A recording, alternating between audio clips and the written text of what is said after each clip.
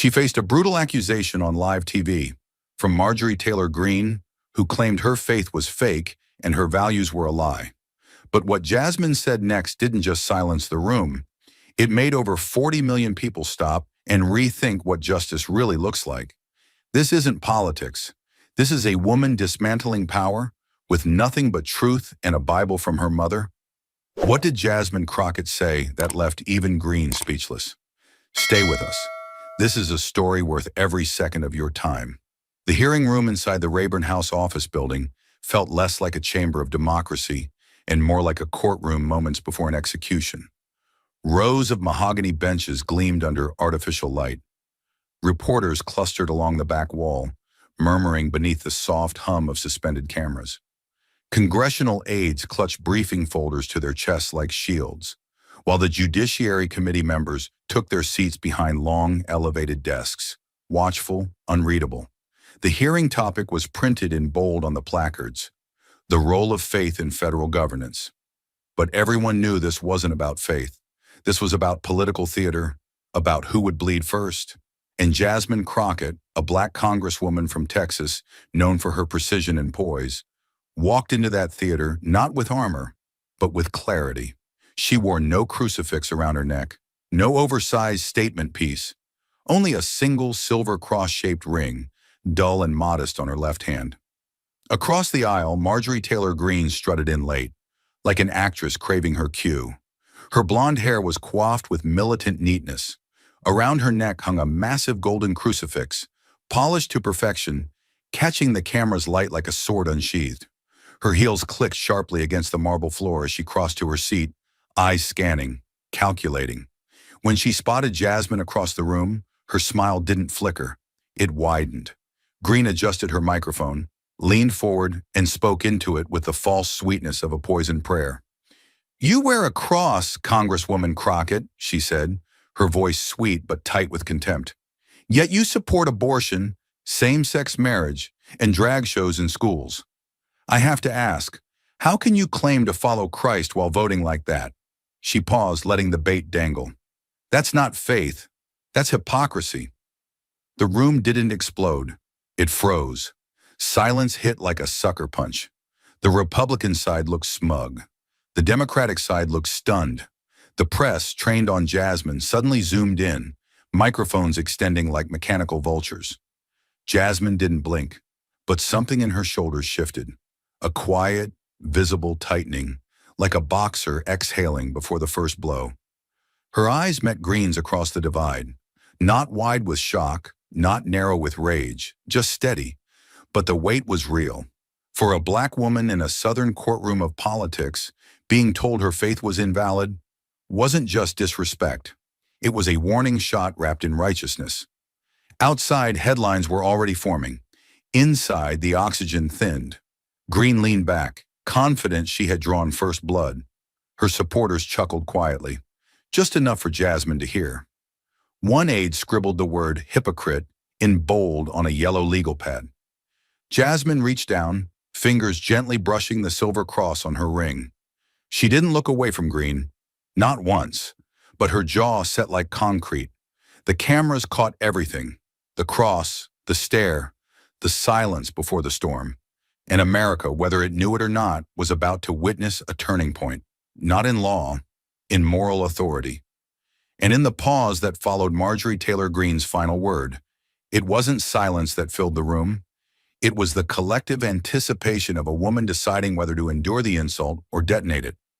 Jasmine didn't twitch, didn't flinch, didn't crack. While the temperature in the room dropped several degrees, her composure remained utterly intact. So still it made the movement of her hand lifting the microphone seem monumental. Her fingers moved slowly, deliberately, like someone opening a sealed box they've carried too long. The metal mesh of the mic caught the overhead lights for a moment, flickering like a blade. She didn't clear her throat. She didn't glance at her notes. When she spoke, her voice didn't rise. It deepened, steady and low, like a warning sung through stone. "I don't wear this cross to prove I'm perfect," she said, her gaze locked on Greene, tone razor flat but soul deep. "I wear it to remind myself every single day that justice without compassion is not justice at all." The room didn't breathe. Jasmine leaned in, her voice now quiet enough to demand listening. I wear it because I don't want to become what I fight. Greene shifted slightly in her seat. The smirk didn't vanish, but it cracked at the edges. Around the chamber, phones stopped typing. Staffers froze mid-breath. The golden crucifix around Greene's neck glinted, bright but suddenly empty. Jasmine's words hadn't been loud, but they landed with a force that made sound unnecessary. It wasn't rebuttal, it was reckoning. Crockett didn't offer scripture, she offered truth. A truth not built on posture or optics, but on survival. On knowing what it meant to be doubted, dismissed, disrespected, not for failure, but for daring to stand. The mic didn't tremble in her hand, but something else did, beneath the surface of the moment, in the posture of the room. Power had just shifted, and everyone knew it. But Jasmine wasn't done, because the truth she carried didn't come from a podium or a Twitter thread. It came from childhood pews and the quiet pain of being told her faith would never be enough. I was raised in the church, Jasmine said, her voice soft but full, like something steady rising through silence. Not a church with air conditioning and sound systems. Ours had ceiling fans that squeaked when the heat hit 100, and pews that gave you splinters if you shifted too fast. A few people smiled without meaning to. She didn't pause. I was raised by women who prayed with their whole bodies, who cooked for families that weren't theirs, who read the Bible not to win arguments, but to survive the week. She looked at Greene again. Not angry, just deeply tired of pretending people like her needed to explain themselves to people like this. Those women taught me that faith doesn't look like performance. It looks like mercy. It looks like staying kind when the world calls you a threat. Her voice stayed even, but something in the room cracked. And they taught me something else. Something I carry with me every time I walk into a space where my skin, or my politics, or my silence gets interpreted as unworthy. Her eyes moved across the dais now, to the people who hadn't spoken. They taught me that judgment without compassion is just cruelty in church clothes. The words didn't land hard. They sank in slowly, like water soaking into old stone. A few members of the committee shifted in their seats. One staffer behind Greene stopped typing mid-note.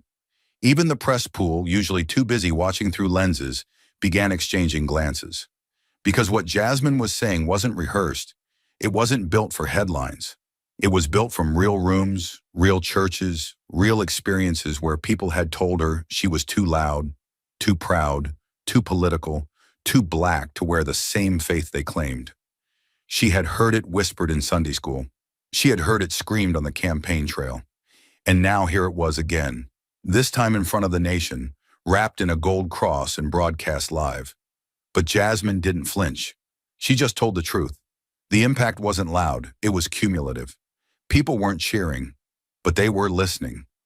Jasmine had turned Greene's insult into a quiet mirror, and some in the room were seeing their reflections for the first time. Greene didn't respond right away. She tilted her head, eyebrow arched, as if waiting for the moment to pass. But it didn't. The moment held.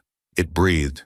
Jasmine leaned back slightly, ring catching the light just once, her hand resting calmly on the table.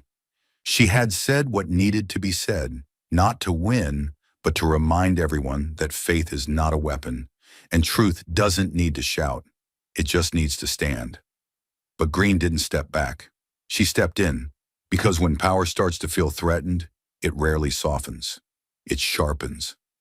With one hand resting dramatically on her stack of notes, Greene nodded toward the screen behind her. Let's take a look at what faith looks like now, she said, voice syrupy and loaded. The projector buzzed, and images flickered into view. A series of photographs. Jasmine at an LGBTQ pride march, smiling, arms raised, surrounded by activists. In one, she held a rainbow flag overhead. In another, she stood next to a trans teenager in a wheelchair, clapping as the crowd cheered. The pictures were full of color, life, and light, but Greene wielded them like evidence in a courtroom. There she is, she said, pointing with her pen. Your cross-wearing congresswoman, parading with drag queens, celebrating abortion rights, cheering on a movement that tears down biblical values and replaces them with confusion. Her tone was calm, almost amused. That made it worse. And yet she comes in here today wearing a symbol of Christ around her finger, like it means something. She turned back toward the committee, hands spread wide like a preacher at a pulpit. Tell me, how does that square with Scripture? How does holding a pride flag match Micah 6:8? How does supporting men in lipstick and children changing genders reflect walking humbly with God? She didn't wait for an answer. She didn't want one. She was building an image, carefully, ruthlessly. This isn't courage, she said. This isn't conviction. This is branding. Political theater dressed up in moral language. A woman who has chosen applause over obedience, trends over truth. Then she paused just long enough to make her next words hit like a slap. She wears the cross, she said coldly, but she stands with sin. The final sentence landed like stone against glass. No shouting, no outrage, just a thick, uncomfortable stillness. One aide at the back of the room glanced around, unsure whether to keep typing or stop. A reporter lowered his camera just for a moment. Even a few of the committee members, hardened by years of political sparring, looked away. But Jasmine didn't move. She didn't fold her arms. She didn't break eye contact. Her stare stayed fixed, locked onto Greene, not with anger but with something colder. Measured, waiting. Her hands rested calmly on the table, fingertips lightly touching the edge of her notes. She didn't fidget. She didn't flinch. It was the look of someone who had heard this kind of attack her entire life, and who had learned long ago that sometimes the most powerful answer is silence before the strike. Jasmine didn't fire back with volume. She didn't match Greene's outrage or step into her theater. She reached for something heavier than anger. She reached for truth with evidence. Without a word, Jasmine pressed a single button on the touchpad in front of her. The large wall screen, still dimmed from the slideshow of pride images, flickered back to life. "Madam Chair," Jasmine said, her voice low and controlled, "with permission, I'd like to introduce a different set of images into the record." No one objected. No one dared. The screen changed, and the tone of the room changed with it. Gone were the bright colors and smiles.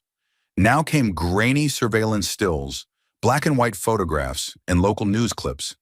A series of images began to rotate in silence. Children wrapped in torn sleeping bags, their bodies curled beneath highway overpasses. A toddler with no shoes, sitting alone in a parking lot beside a grocery cart full of trash bags. A girl no older than 9, holding a cardboard sign that read, "I'm hungry, not invisible." No music, no narration, just raw, brutal reality. Jasmine stood slowly. "These children," she said, motioning to the screen, "aren't hypothetical. They're not props in some moral debate. They're real." Her tone sharpened, but it didn't rise. "They are living in your districts, on your watch." She tapped the screen again, and a spreadsheet filled with voting data overlaid the next image. A sobbing boy in a shelter hallway, head down, surrounded by police tape. The heading at the top, Amendment 4327, Federal Aid for Homeless Children, failed by House vote. Jasmine looked toward Greene, her stare steady. Congresswoman Greene voted against it. Against them. A few members stirred. One woman shifted uncomfortably in her chair. The gallery, previously whispering, had gone completely still. Jasmine let the numbers linger in the air like smoke. Then she stepped forward, just slightly, and asked, not shouted, not accused, but asked, "You say you're pro-life? You say God speaks through your votes?" She glanced back at the image now showing a mother and infant sleeping on a sidewalk outside a closed shelter. But where was that voice when it came time to feed these children, to clothe them, to keep them warm? Her voice broke slightly, not from weakness, but from choosing to let people feel what she refused to hide. "You defend life before birth like it's sacred," she continued, eyes back on Greene. "But the second a baby draws breath, that life becomes someone else's problem." Greene didn't speak. She sat rigid, lips pursed, trying to appear unfazed, but her silence was growing louder by the second. Jasmine pointed back to the screen. Now it displayed a simple headline from a local Georgia paper. "Greene votes no on child housing bill as winter deaths rise." Below it, a photo of a shelter turned away 56 families in one night. Jasmine didn't gloat. She didn't grin. She just looked at Greene and said the one thing the entire room was already thinking.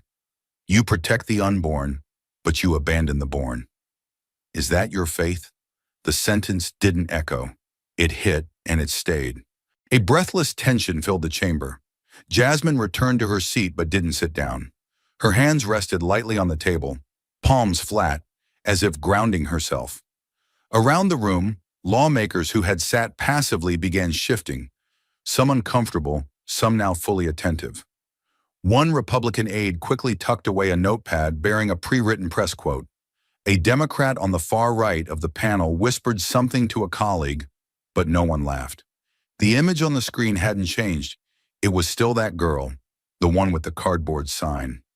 I'm hungry, not invisible. And for the first time all morning, no one could look away from her. Greene finally cleared her throat, but no words followed. She blinked once, twice, and looked down. Jasmine didn't smile. She didn't move. She didn't have to, because the moment had already landed. The room was still, but it wasn't silent. It was reckoning. No fury, no applause. Just consequence hanging in the air like the smell of smoke after a controlled burn. Jasmine's voice had asked the question, but it was the images, the facts, that delivered the indictment. She didn't call Greene a hypocrite. She didn't have to. She just showed the math. And in politics, sometimes the most dangerous thing a woman can do is show the truth and stay quiet. But even facts weren't enough, not in a room like this. So Jasmine reached for something older than the debate itself, something no one could interrupt, twist, or vote down. She slipped her hand into the inside pocket of her blazer and pulled out a small leather-bound book. Faded, creased, and worn at the corners like it had lived through storms. The cover was frayed, its once gold lettering nearly gone, but it was unmistakably a Bible. She didn't lift it high. She didn't make a show of it. She simply placed it gently on the table in front of her, like setting down a piece of history. Then she opened it to a page already marked, the paper thinned from time and touch. This belonged to my mother, she said quietly, her thumb pressed against the edge. She kept it next to her bed, even when we had no heat in winter, even when we had no bed. The room was dead silent, no rustling, no shifting, just the hum of electricity and the sound of pages turning. Jasmine looked up, her voice calm and even. And this is the verse she made me memorize first.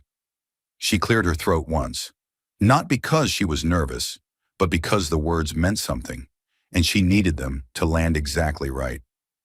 Micah chapter 6, verse 8, she said, letting each word rise and fall like slow hammer strikes. He has shown you, O man, what is good. And what does the Lord require of you? To act justly, love mercy, and walk humbly with your God. She didn't rush. She didn't embellish. She read it as it was. Then she looked up, not at the panel, not at the cameras, but directly at Greene. Her gaze didn't blink. It burned. You quote scripture, she said, her voice lower now, sharper. I live it. The words didn't echo in the chamber. They settled, heavy and immovable. Like the truth they carried didn't need to be loud to be devastating. For a long moment, Greene didn't move. Her hands, which had previously danced with confidence across notes and microphones, now sat stiff on the table. Her expression didn't crack, but it no longer held the same steel. She opened her mouth slightly, as if to speak, then closed it again. The contrast was impossible to ignore. On one side, a gold-plated cross and a wall of judgment. On the other, a woman with a battered Bible, speaking softly about mercy. And yet the weight in the room had shifted entirely toward Jasmine. The gallery remained breathless. The cameras held steady. Even the committee chair had leaned forward, chin resting on one hand, no longer pretending neutrality. There was no need for applause. The silence itself had become acknowledgement. Jasmine didn't press further. She didn't capitalize on the moment. She let it be what it was, undeniable. She turned the page of the Bible slowly, reverently, and then closed it with both hands. Her fingers lingered on the worn leather for a second longer than necessary, as if grounding herself in something bigger than the chamber she sat in. My mother believed that following God wasn't something you broadcast, she added softer now. It was something you practiced when no one was watching. The words stung because they didn't accuse. They reminded. And reminders have a way of unraveling self-righteousness far more effectively than anger ever could. In the back of the room, someone sniffed, trying to hold in a tear. On the far right, a staffer blinked rapidly and looked down. Greene adjusted her seat but said nothing. Her fingers twitched slightly on the desk. It was a small movement, but in a room trained to watch everything, it was enough. Jasmine slowly slid the Bible back into her jacket. She didn't smile. She didn't nod. She just exhaled once quietly and sat back in her chair. No gavel was struck. No ruling was given. But something had been settled, and every person present could feel it. Not a victory of debate, but a reclamation of what faith actually meant. And in that moment, stripped of theatrics, the truth didn't need to shout. It simply stood and did not move. Greene had been silent too long, and she knew it. So when she spoke again, she didn't fight back with logic. She reached for sentiment, the last refuge of a cornered argument. She adjusted her microphone, her fingers trembling just enough to register on camera, and took a breath meant to sound composed. "I want to tell you a story," she began, her tone gentler now, softer than anything she'd used all morning. "About a young woman in Georgia who found herself pregnant after a one-night mistake. She was scared, alone, no money, no support. She was just a teenager, and she thought about ending it." Greene paused here, letting the image settle in the room like fog. But abortion was illegal in her state, so she carried the baby to term. And that baby, he's a doctor now, saving lives in the very community that once turned its back on his mother. A few quiet murmurs rippled through the gallery. Greene leaned back slightly, her voice trembling. In that way, practiced speakers learn to imitate sincerity. "That's the power of life. That's what we fight for. Not politics, not theater, just second chances wrapped in tiny hands." For the first time in nearly 20 minutes, the mood in the chamber began to shift. Slowly, subtly, like a current changing direction under still water. A woman seated behind the panel dabbed her eye with a tissue. One staffer nodded. A young aide on the far end of the dais folded her hands in her lap and whispered something to her colleague, who responded with a slow, almost reluctant nod. Even the committee chair, previously expressionless, sat up a little straighter, caught in the pull of a story that felt human, uncomplicated, morally clean. Greene had offered no facts, no laws, no legislative data, just narrative, warmth, and redemption. It was effective. It always was. Because stories about happy endings don't ask people to think, they ask people to feel. And when feelings are strong enough, they start to sound like truth. But Jasmine didn't blink. She didn't frown. She didn't even shift in her seat. While the temperature in the room bent toward Greene's story, Jasmine's posture didn't budge. Her hands remained folded, her spine perfectly straight, her eyes fixed on Greene. Not in disbelief, not in scorn, but in perfect, measured stillness. The kind of stillness that signals a storm is being held back. The kind that says, "I've heard your story, but I've lived its opposite." One that didn't end in applause or diplomas or proud headlines. One where second chances were never offered. One where carrying the pregnancy wasn't salvation. It was a sentence. Jasmine's eyes didn't accuse, but they didn't agree, and the contrast was electric. Greene had wrapped herself in a success story, but Jasmine was still holding the weight of all the stories that never got told. Greene continued, sensing momentum and pushing forward, her voice trembling, just enough to sound real. "Every life matters," she said, glancing at the committee, "even the ones that come from pain, even the ones that weren't planned." She placed her hand over her heart. "We owe it to the unborn to protect them, even when it's hard." The room was still again, but not breathless this time. Divided. Some leaned toward her words. Others sat rigid, resisting their pull. The photos of homeless children were still fresh in their minds. The verse from Micah still hung in the air. But Greene was counting on something stronger than contradiction. Comfort. The comfort of a clean ending, of a life that worked out. And for a moment, just a moment, it seemed to be working. But Jasmine knew better. She'd seen how easily a well-placed story could eclipse the suffering of millions. She'd watched how one polished anecdote, one "he's a doctor now" fairy tale, could be used to justify 100 votes that left children freezing under bridges. She knew this play. She'd lived on its losing end. So she didn't interrupt. She didn't rebut. She simply waited, eyes clear, jaw steady, like someone holding back fire, not because she lacked the fuel, but because she knew exactly where to aim. In that moment, she let Greene's applause line settle. Let it breathe. Let it look victorious. Because Jasmine Crockett was done defending. She was about to prose Greene's story had landed. But Jasmine hadn't come to trade fables. She had come to confront the cost of laws written without mercy. Without speaking, Jasmine reached forward and tapped her touchscreen. The room's lights dimmed slightly as the monitor behind her flickered to life again. But this time, there were no speeches, no headlines, no music. Just a single scanned page slowly fading into view. A hospital intake report, time-stamped and sealed. The heading read, "Patient name withheld. Age 11. Victim of sexual assault." Murmurs started, then stopped as another document replaced it. A police statement, barely legible, recounting how the girl's mother found blood on her daughter's bed sheets and a positive pregnancy test 3 weeks later. Then came the ultrasound, then the court order, then the refusal to allow a termination, because the state law, co-sponsored and publicly championed by Greene, did not permit exceptions for rape or incest. The room held its breath. Jasmine didn't turn away from the screen. She stood up slowly, as if lifting more than just her body. "This is not a story," she said, voice low, controlled. "This is a file." She motioned toward the screen again. She was 11. She weighed 86 pounds. She loved science class and drawing birds. The next slide appeared, a hand-drawn sketch of a sparrow submitted to her school's art contest 1 week before the assault. The contrast was crushing.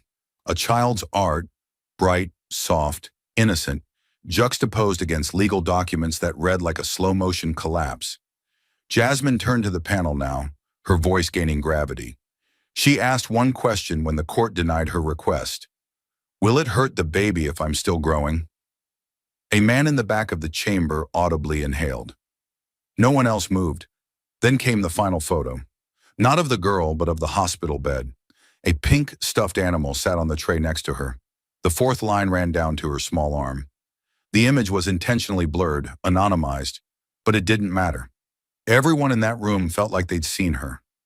Jasmine let the image linger before speaking again. "You talk about life, Congresswoman Greene," she said, turning her head toward her opponent. "But you voted to force this child to give birth to her rapist's baby. You call that life?" Her voice didn't rise. It didn't need to. The truth did the rising for her. "You didn't protect her. You sentenced her." The words echoed, not because they were loud, but because no one dared interrupt them. For the first time all morning, Greene said nothing. Her hands tightened slightly on the edge of her desk. She tried to hold eye contact but failed. Her gaze dropped, not dramatically, just enough for everyone to see it. And in political theater, a lowered glance is louder than a shouted objection. The temperature in the room changed again. Reporters didn't type. Staffers didn't whisper. Even those who might have disagreed with Jasmine's politics found themselves unwilling, unable, to look away from the evidence on the screen. It was not opinion. It was not spin. It was a fact, given a face, given weight. And it had crushed every comfortable story before it. Jasmine walked back to her chair but remained standing, hands flat on the table. Her eyes moved slowly down the row of lawmakers, one by one, not accusing, but daring them to speak. No one did. Not Greene. Not the committee chair. Not the aide who had been jotting down talking points earlier. Jasmine didn't press further. She just stood in that heavy silence, letting the consequences fill the void. And in that moment, the entire chamber knew there was no recovery from this. No quote that could reframe it. No spin that could soften it. Because what Jasmine Crockett had done wasn't win a point. She had opened a wound the system worked hard to keep hidden, and no one, not even Marjorie Taylor Greene, could stop the bleeding. The evidence had spoken, but Jasmine knew some truths couldn't be told. They had to be shown. She tapped the console again. The room dimmed for the final time. No music played. No headlines scrolled. Just one frame appeared, grainy but raw, captured on a phone, shaky from wind, but steady in meaning. A woman sat on the edge of a concrete loading dock behind an abandoned grocery store. Her coat zipped halfway, her eyes low, a child no older than 2 curled up in her lap. Her hair was unwashed, her fingers chapped, her boots mismatched. But around her neck, tied loosely with string, hung a small brass cross. Broken in the center, one arm of it bent as if snapped by time.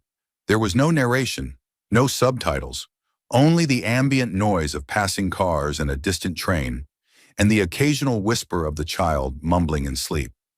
Jasmine said nothing. She simply let the room watch. The video continued. Jasmine stepped into the frame.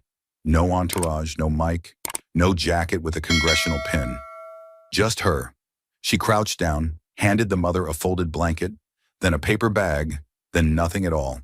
For a moment, they just sat together, not talking, just being. The camera shook slightly as the woman said something, too quiet to hear. Jasmine nodded, then the child stirred, reached out, and grabbed Jasmine's hand. The mother smiled, a weak, tired smile, but real. Her thumb rubbed absent-mindedly across the broken cross as she looked away from the camera. The image froze on that. A mother, a cross, and silence between 2 women who understood the weight of being forgotten. No one spoke. Not in the room. Not on the dais. Not in the gallery. A man in the second row reached for his handkerchief and didn't bother to hide it.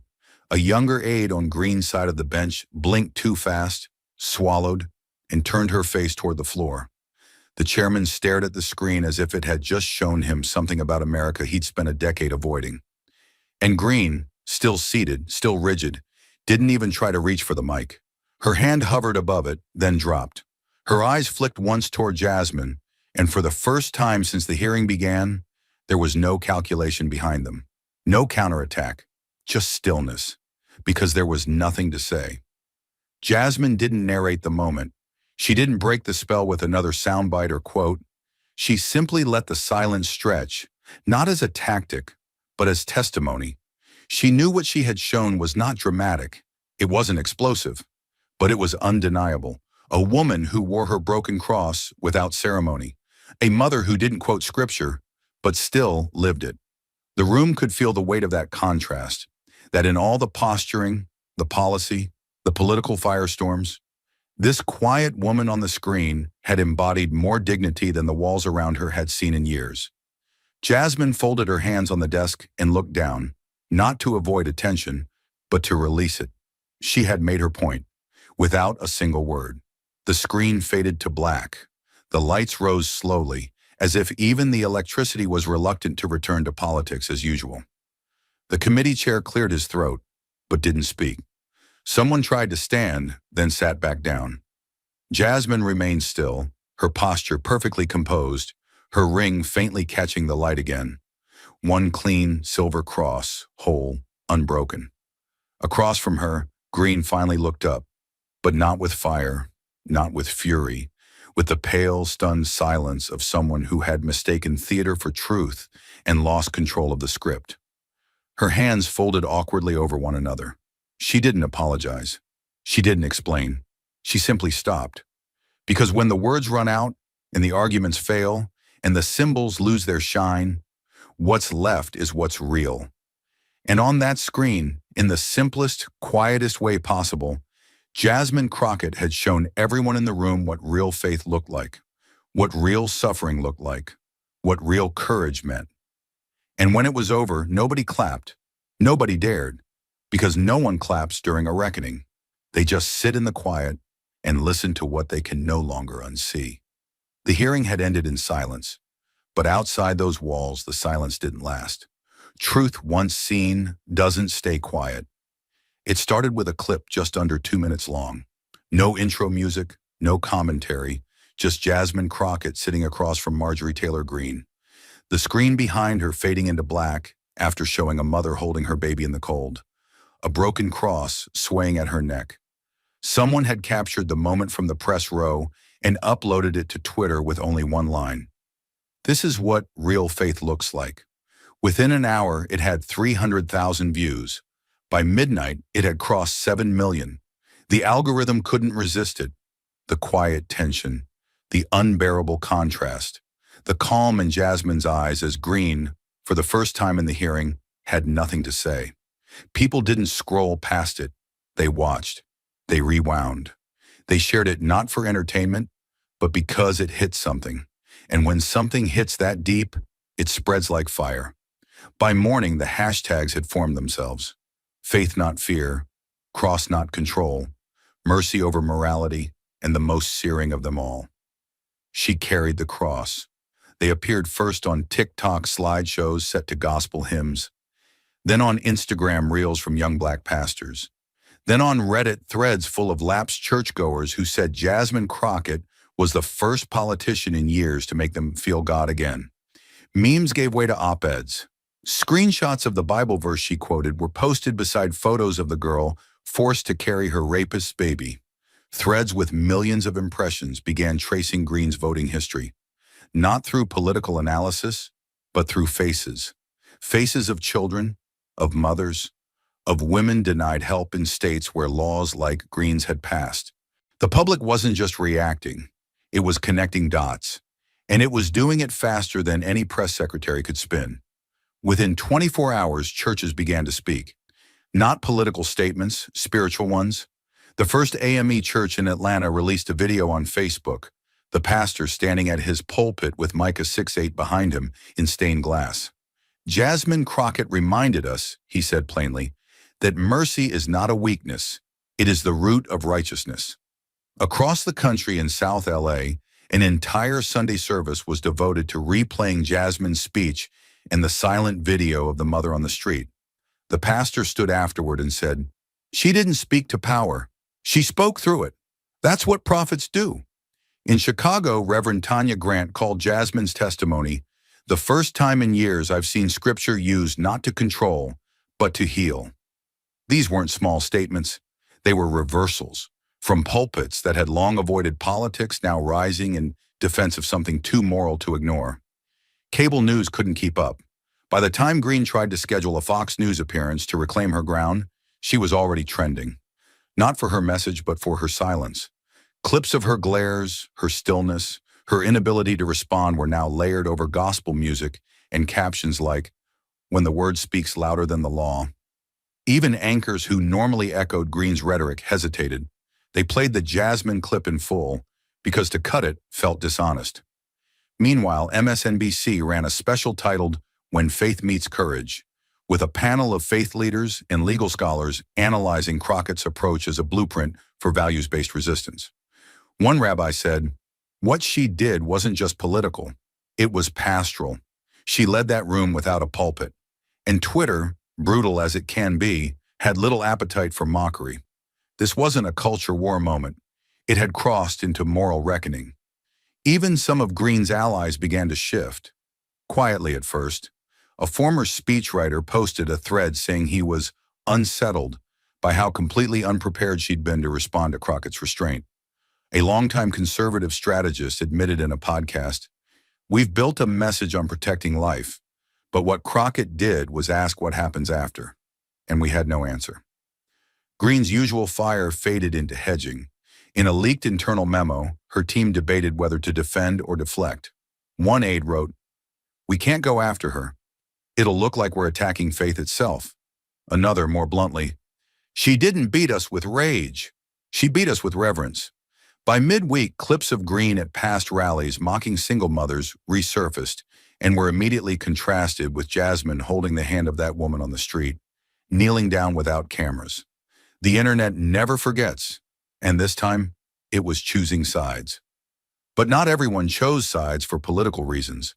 Some did it because of how they felt. In Kansas, a Catholic grandmother posted on Facebook that she cried when she saw Jasmine's hand resting on the Bible passed down from her mother. In Baton Rouge, a youth pastor showed the clip to a confirmation class and said, "This is why integrity matters more than sound bites."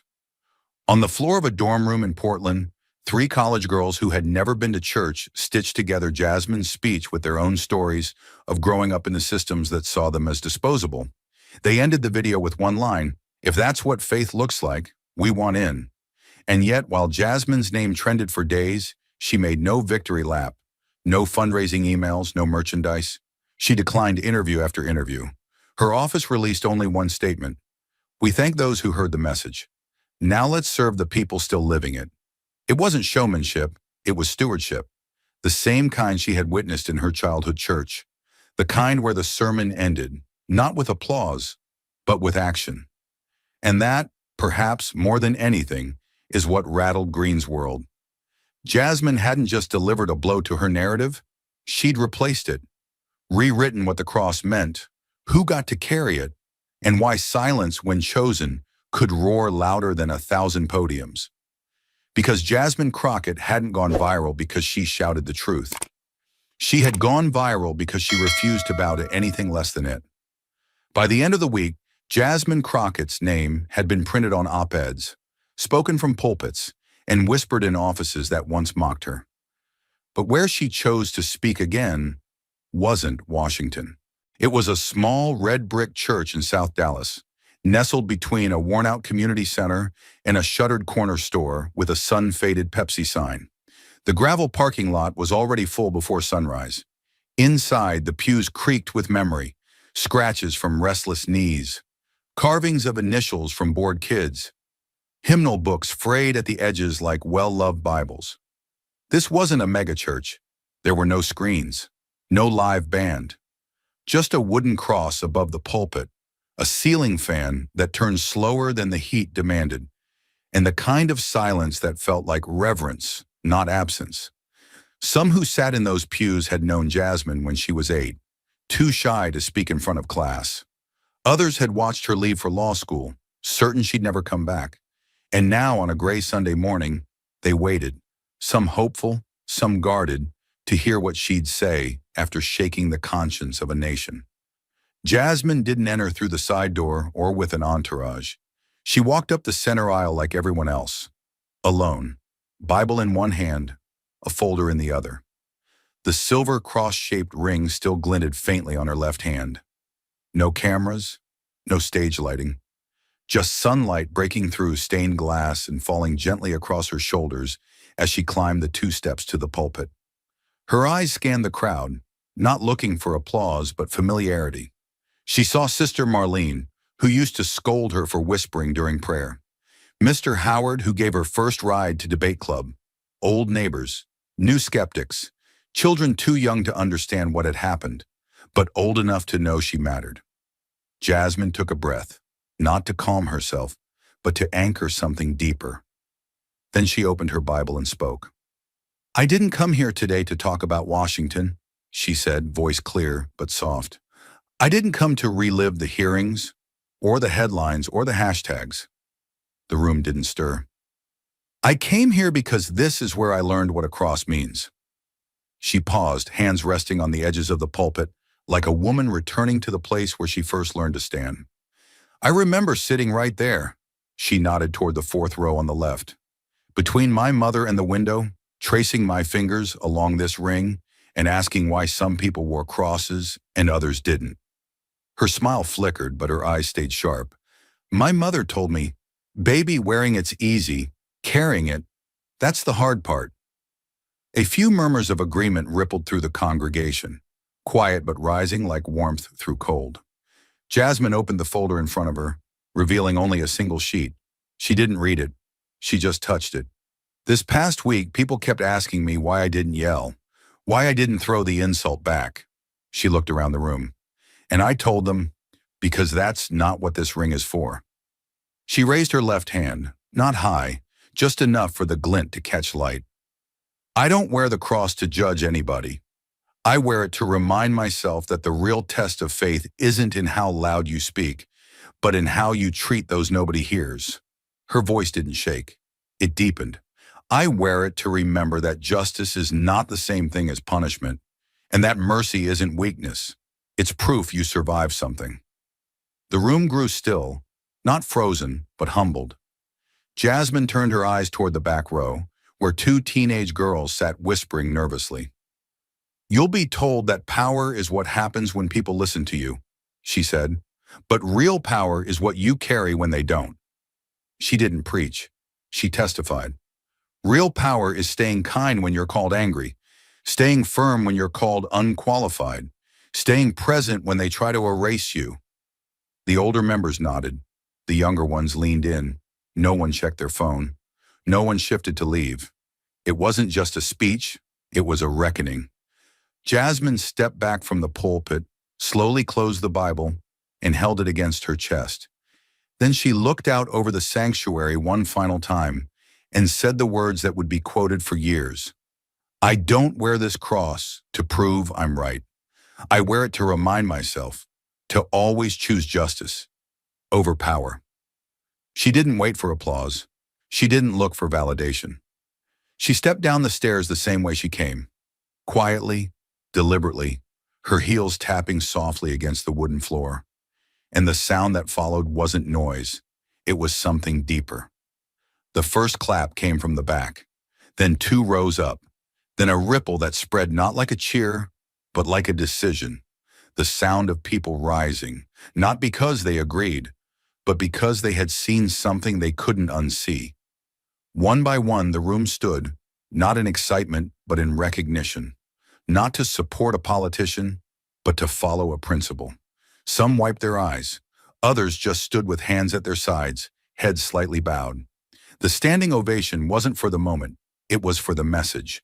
Outside, the sky broke open with light rain, soft, barely touching the sidewalk, like a baptism that didn't need ceremony. People didn't rush. They walked slowly, their conversations hushed. Some approached Jasmine near the exit, not for selfies, but for silence. A hand on the shoulder, a nod that said, "We hear you now." No interviews were given. No reporters were allowed past the sidewalk. But by noon, someone had posted the full recording on YouTube. The title was simple, "The Cross She Carried." And by evening, the comments read like a prayer book. "She reminded me why I still believe." That's what my faith should feel like. Not politics. Purpose back inside, the church lights dimmed. Only a custodian remained, sweeping crumbs from the floor and glancing toward the pulpit. And on that wooden platform, beneath the quiet hum of an old ceiling fan, something invisible had been left behind. Not a performance, not a victory, just a line in the sand, drawn not with anger, but with grace. And this time, no one dared cross it. Hours after the last hand had been shaken, after the final pew creaked and the exit doors clicked shut behind the last congregant, Jasmine Crockett remained seated in the front row of her childhood church. The pulpit now stood in silence, bathed in dim evening light filtered through old stained glass that painted the hardwood floor in broken fragments of gold, green, and blue. Her heels sat beside her, empty as hushed applause. She hadn't spoken since her final line. She didn't need to. The echo of what had been said still pressed against the walls like heat. She ran her hands slowly over the smooth spine of her mother's Bible, tracing the leather edge with her fingertips. It was the same pew she had sat in as a child, legs swinging just above the floor, watching her mother underline verses with a pen half out of ink. Jasmine remembered the smell of her mother's perfume, the warmth of her lap, the soft sound of pages turning behind her during the sermon. Now there was nothing but silence, and it wasn't hollow. It was sacred. The streetlights flickered on outside one by one, casting soft orange light through the stained glass windows. A light rain had started again, tapping gently on the old paneled roof, a rhythm older than memory. Across the aisle, the shadow of the cross fell on the floor beside her, not looming, just present. Constant. She leaned forward, elbows on knees, letting her breath slow, her heartbeat steady. No press, no cameras, no staff reminding her of tomorrow's meetings. Just her and the church that made her. Her phone buzzed in her coat pocket, but she didn't reach for it. She didn't need more noise. She didn't need to know what cable anchors or columnists or strangers behind keyboards were saying. The only voice she needed to hear now had already spoken, in the silence that came after the truth. Outside, a few people still lingered on the sidewalk. Some stood beneath umbrellas in quiet conversation. Others simply stared at the building as though it were more than brick and mortar tonight, as though something had shifted inside and was still echoing out. Across the street, someone had written a verse in chalk near the curb, Micah 6:8. The handwriting was crooked and uneven, likely from a child, but it stopped several people in their tracks. A woman in a green shawl knelt beside it and touched the letters gently, like tracing scripture from a scroll. Down the block, a group of teens who had only come out of curiosity now sat on the church steps, quiet, scrolling through clips of the speech they'd just heard live. One of them whispered, "She didn't even raise her voice," and the others nodded, as if that made it hit harder. In a world that rewarded shouting, Jasmine's calm had felt like thunder. Inside, she opened the Bible again. Pages crackled softly in the still air, worn edges slipping beneath her fingers. Her mother's handwriting filled the margins, verses underlined, prayers scribbled between the lines. On one page there was a note in faded blue pen, "Don't let the noise decide who you are. Let God find you in the quiet." Jasmine smiled faintly. She could still hear her mother's voice saying it, gentle, unshaken, always followed by a kiss on the forehead. This book had survived moves, elections, loss. It had been forgotten in suitcases, dropped in parking lots, held tight during funerals. Now it sat in her lap again, heavier than ever. Not because of its weight, because of its witness. Because tonight its words had not been quoted. They had been lived. She stood slowly, knees stiff from stillness, and made her way back up to the pulpit. Not to speak, but to look. The sanctuary was empty, but it didn't feel that way. It felt watched. It felt remembered. The places where people had sat still hummed with what they had felt. Shame, reverence, conviction. Jasmine rested her hand on the worn wood rail, the same spot where generations before her had prayed and wept, and said yes to callings they never asked for. She whispered, not to anyone else but to herself, "Let it be enough." Then she stepped down again, each footstep quiet, final, and sure. Back in the pew, she finally picked up her phone. Dozens of missed calls, hundreds of messages. Her staff had likely left voicemails begging for her to say something, anything, but she didn't open them. Instead, she clicked into her browser and searched one thing: Woman with Broken Cross, Dallas. The video had already gone viral again, this time posted by someone else. No captions, no edits. Just her, kneeling beside the homeless mother, handing her a blanket, holding the child's hand. 10 seconds long, 10 million views. She stared at the screen for a moment, then locked the phone and tucked it away. If the world had finally seen it, she didn't need to explain it. The truth didn't require a press release. It just needed witnesses. Behind her, the church doors creaked open. She turned, expecting a custodian, but it was an older man in a navy cap, holding it nervously in both hands. He stood in the doorway, hesitant. "I'm sorry," he said softly. I wanted to sit where my wife used to sit. I haven't been back in years."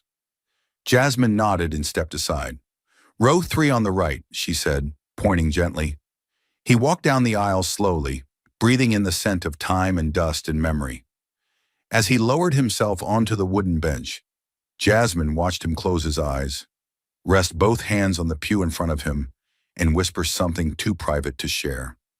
The moment didn't need words. The building had heard enough tonight to know when to be still. She walked quietly to the back door and paused, one hand on the worn brass handle. Outside, the rain had stopped. The air smelled of wet asphalt and honeysuckle. A single street lamp flickered above the sidewalk, like it wasn't quite ready to sleep. Jasmine stepped out into the night, Bible tucked beneath her arm. A young woman leaned against the side wall near the door, clutching a notebook, eyes wide. "Ms. Crockett," she said, almost breathless, "I came here tonight because my uncle said you were dangerous. But I think I just saw the only real sermon I've ever understood." Jasmine didn't laugh. She just smiled gently and replied, "Then maybe you were meant to hear it more than he was." They stood there for a moment, two women from different worlds, bound by something older than policy and deeper than belief. Not party, not protest, just presence. When Jasmine finally walked down the steps, her feet made no sound. And behind her, the young woman opened her notebook and wrote something at the top of the page. Justice, not power. Because that night in Dallas, there were no headlines, no stage lights, no podiums. Just a woman who had carried the cross long before she wore it, and a city that, for the first time, followed. But long after the pews emptied and the rain dried from the sidewalk, something deeper remained. Not applause, not headlines, but a question that refused to go back to sleep. What do we really mean when we say we believe? What Jasmine Crockett taught us had nothing to do with politics and everything to do with the cost of conviction. She didn't win with a soundbite. She didn't weaponize outrage or rehearse a takedown. What she did, what changed everything, was simply show up, steady and unshaken, in a room designed to unmake her. She stood not for attention, but for accountability. She didn't perform faith, she practiced it, and in doing so, revealed how many others had only mimicked its shadow. Her words were never about power, they were about responsibility, about the burden of carrying truth in a world that rewards noise over nuance. And when she said, "I wear this cross not to judge but to remind," it wasn't a line. It was a wound, quietly kept open so others could see themselves in it. Because sometimes the bravest thing a person can do isn't speak louder, it's refuse to bend. This story forces us to confront a brutal reality, that moral language has been hijacked, polished, and sold back to us as a shield for cruelty. That faith is too often used to punch down instead of lift up. Jasmine didn't just call that out.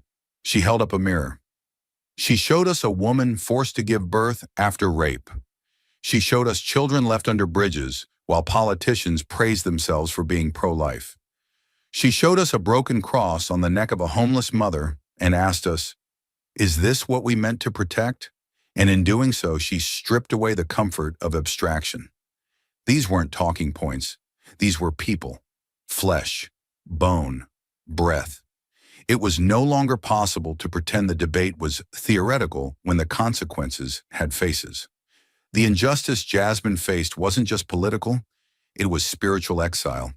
To be told by another lawmaker, in full view of the nation, that her cross was a lie, that her beliefs were invalid, that her skin and silence made her unworthy of faith. That wasn't debate. That was erasure. And she didn't return fire with fire. She returned it with something far more dangerous: stillness, truth, memory. She brought a Bible worn thin by her mother's hands and placed it next to Greene's gold crucifix. And the difference wasn't style, it was substance. One was polished for the camera, the other was cracked from use. One demanded submission, the other offered mercy. And the room, designed for control, had no defense for mercy in motion.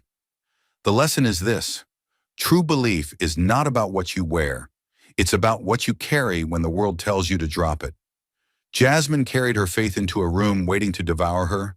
She carried it through disbelief, through mockery, through silence. And in doing so, she reminded us that belief is not the weapon, belief is the armor. Not to shield you from opposition, but to make sure you don't become what you're standing against. She could have burned the room down with outrage. She could have screamed, but she chose to outlast them, to outlisten them, to outlive their expectations of her. And that choice, that restraint, was the revolution. Her story teaches that justice without humility becomes vengeance, that policy without people becomes propaganda, and that the greatest threat to oppressive power is not always protest. Sometimes it's presence. Jasmine's power wasn't loud. It was unmovable. The kind of power you earn by showing up every day in systems designed to erase you and saying, "I'm still here," not for you, for them, for the child under the bridge, for the girl in the hospital, for the mother holding a bent cross who doesn't need a sermon, just someone to sit beside her and say, "I see you." This wasn't politics. This was gospel made flesh. But perhaps the most painful and necessary truth Jasmine's story reveals is this: that silence is never neutral. Every person in that hearing room who didn't speak, every lawmaker who looked away, every aide who took notes instead of taking a stand, they weren't just bystanders, they were barriers. Jasmine didn't just fight Greene. She fought the silence around her. And in breaking that silence, she gave the rest of us no excuse to remain comfortable. No more pretending we didn't know. No more hiding behind nuance. Because when someone speaks the truth so clearly, so gently, so completely, we are all on notice. We are all accountable to the silence we choose. The message that remains is not a slogan, it's a question. What are you willing to carry? Not where. Carry. When no one's watching. When it won't trend. When it might cost you something. Are you willing to carry a broken cross and sit with someone society's already discarded? Are you willing to love in public when it makes you vulnerable in private? Are you willing to walk into a room that hates your presence and choose not to hate back? Because that's what Jasmine did. And in doing so, she showed us not how to win an argument, but how to win a soul. The moment she stepped down from that pulpit wasn't the end of a story. It was the beginning of a movement built not on anger, but alignment. Alignment with something quieter, truer. Her lesson was not a new one, but it had been forgotten. That mercy must come before law. That justice must be wrapped in compassion, or it's just control in disguise. That faith is not about the power to condemn, but the courage to comfort. And that the people we are told to fear are often the very people who carry grace without ever asking for credit. So if there is one thing left to say, it's this. Jasmine Crockett did not raise her voice. She raised the stakes, and in doing so, she left us with more than a quote or a clip. She left us with a choice. What cross will you carry? And will it be for power or for people? Because in the end, that is the only question that matters. And the answer will not be shouted, it will be lived. Thank you for watching until this moment and for standing with us on this journey for justice. Your support means everything. Like, subscribe, and turn on notifications so you never miss what's next. And we'd love to hear your thoughts. Leave a comment below and let us know what moved you most in this story. Together, our voices make a difference.